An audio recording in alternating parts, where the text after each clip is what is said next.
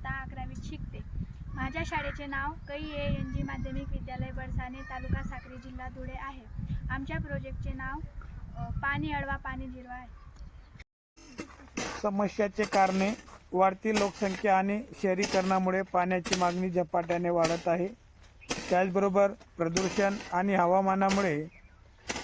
हवामान बदलामुळे पाण्याची उपलब्धता कमी होत आहे।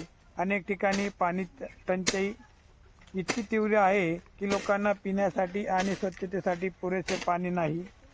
पाणी टंचाई दूर करण्याचा प्रयत्न: पाणी वाचवणे, पाणी जिरवणे, यामध्ये पावसाचे पाणी साठवणे, भूजल पातळी राखणे व पाण्याचा वापर कमी करणे। पाण्याचा वापर जास्त झाल्याने भविष्यात पिण्याचा पाण्याचा प्रश्न उद्भवू शकतो। समस्याचे परिणाम: जल संरक्षणाचा साधारण अर्थ की कोणत्याही पद्धतीने पाणी वाचवणे। आज पृथ्वीवर फक्त 3% पाणी पिण्यायोग्य आहे आणि या समस्या जास्त चिंताजनक आहेत। विशेषज्ञांच्या मते जल संरक्षणाचे उपाय केले नाही तर भविष्यात पाण्यासाठी तिसरे महायुद्ध होण्याची शक्यता। पाणी हा जीवनाचा आधार असून त्याचे जतन केले पाहिजे।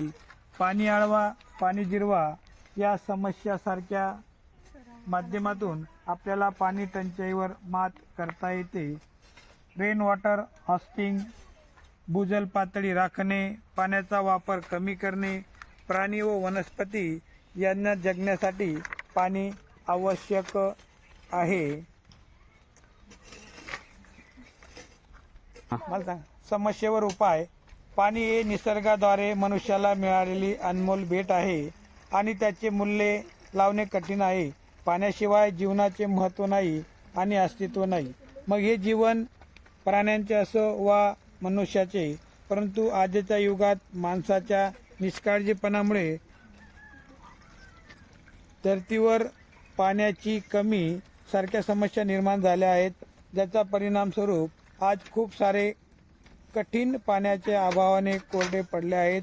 बऱ्याच ठिकाणी लोक स्वच्छ पाण्यासाठी तळमळत आहेत। मनुष्य अन्नाशिवाय 3 आठवडे जगू शकतो, पण पाण्याशिवाय 2-3 दिवस जिवंत राहू शकतो।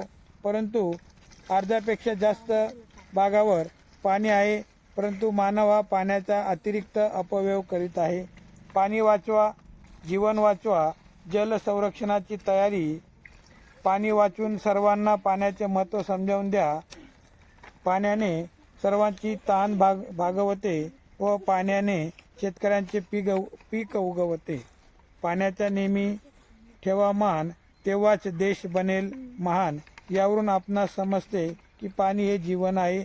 त्यासाठी गावागावात पाणी अडवा पाणी जिरवा हा उपक्रम राबवण्यात आला पाहिजे। नाल्यांवर छोटी छोटी धरणे बांधले पाहिजे। पाणलोट क्षेत्र निर्माण केले पाहिजे।